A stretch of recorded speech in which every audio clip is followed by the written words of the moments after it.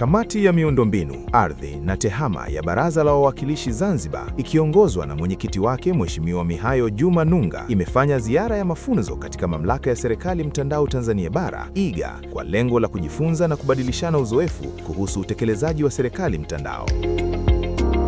Katika ziara hiyo, kamati imeambatana na naibu waziri na naibu katibu wa Wizara ya Mawasiliano, Teknolojia ya Habari na Ubunifu, pamoja na uongozi wa Mamlaka ya Serikali Mtandao Zanzibar, IGAZ, ulioongozwa na Mkurugenzi Mkuu Dr. Said Saif Said.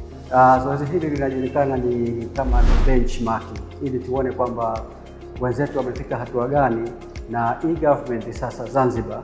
endeleze jitihada ili kufikia yale malengo ambayo serikali inategemea Mamlaka ya Serikali Mtandao Zanzibar iyafikie.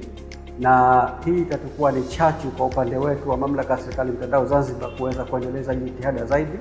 na kushirikiana pamoja na wizara yetu ya Mawasiliano, Teknolojia ya Habari na Ubunifu katika kuhakikisha kwamba malengo ya e-government yanafikiwa katika kuleta mabadiliko makubwa ya kidijitali ambayo tunazungumza kwamba ni digital transformation, lakini vile vile katika kufikia malengo ya uchumi wa kidijitali, digital economy.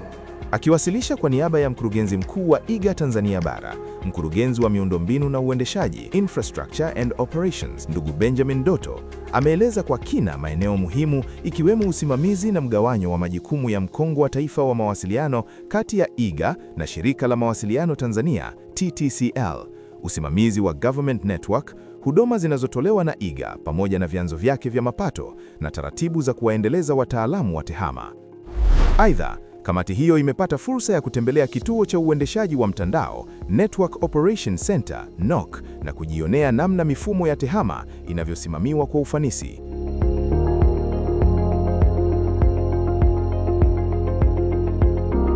Baada ya ziara hiyo, wajumbe wa kamati, uongozi wa wizara pamoja na IGAZ wamefanya majadiliano ya kina na wataalamu wa IGA yanayolenga kubadilishana uzoefu na kuimarisha utekelezaji wa miradi ya serikali mtandao Zanzibar.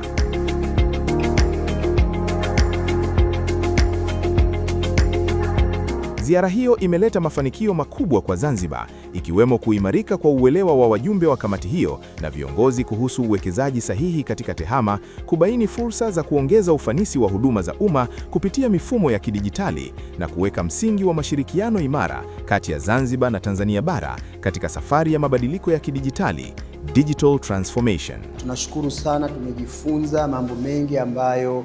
tumeyalinganisha na IGAZ ya kwetu kule Zanzibar. Hapa tumeona maendeleo makubwa kutokana na kukuza